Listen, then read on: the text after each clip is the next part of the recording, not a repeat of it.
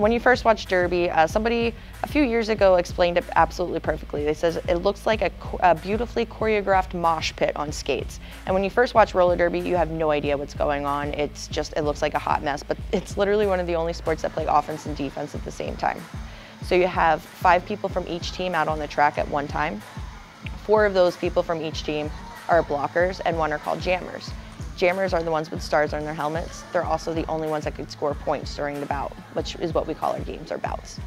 Jammers line up behind the line, blockers line up in front of the line. When the whistle goes, the jammers have to fight their way through the opposing blockers. The first one to get out is called lead, and they're able to call off the jam, which is almost like football. There's a series of plays, and we call our plays jams. Once a jammer gets through the first time, they're then eligible to start scoring points by passing the hips of every opposing player. The team with the most points wins.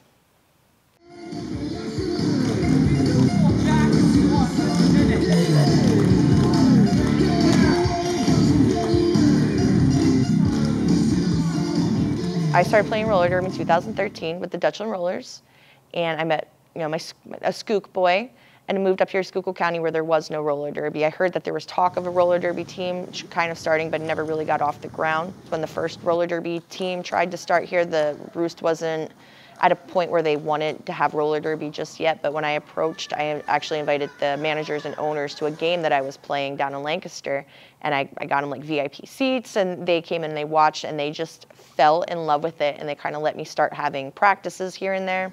And then I started accumulating girls by scoping out the talent here at the Roller Roost at their public sessions. And before I knew it, I had 6 girls.